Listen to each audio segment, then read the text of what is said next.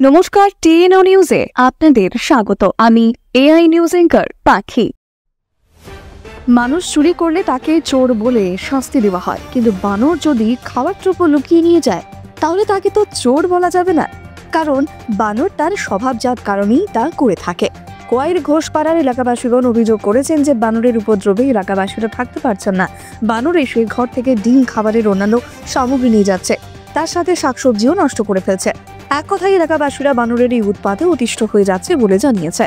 প্রকৃতপক্ষে বানরের এই উপদ্রব বা উৎপাতের কারণ আমরা মানুষেরাই, কারণ নির্বিচারে যেভাবে বন জঙ্গল কেটে মানুষরা নিজেদের সুবিধার্থে বড় বড় অট্টালিকা, বিল্ডিং, বড় বড় ফ্যাক্টরি তৈরি করা হচ্ছে, তাতে বন্য পশু পাখিদের বাসস্থানের সংকট দেখা দিচ্ছে। তাই বন্য পশু পাখিরা এক প্রকার নিরুপায় হয়েই মানুষের লোকালয়ে চলে আসে এবং তাদের খিদে মিটিয়ে নেয়।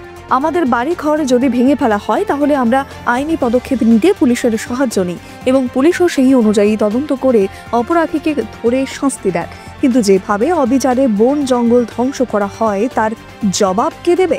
যদিও অনুমতি না নিয়ে গাছ কাটা দণ্ডনীয় অপরাধ বলেও উল্লেখ রয়েছে সংবিধানে, তবুও এই সুন্দর ধরিত্রীতে মানুষ যেমন নিজের সুখ স্বাচ্ছন্দ্যকে প্রাধান্য দেয়, সেরকমই বন্য পশু পাখিদের সুখ স্বাচ্ছন্দ্যের প্রাধান্য দিয়ে ধরিত্রীকে মনোরম সুন্দর পরিবেশও দিতে পারি।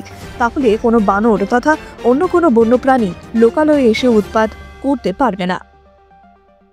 এখনকার মতো সংবাদ এ পর্যন্তই। পরবর্তী নিউজ ও আপডেটস দেখার জন্য অবশ্যই চোখ রাখুন টিএনও নিউজের পর্দায়।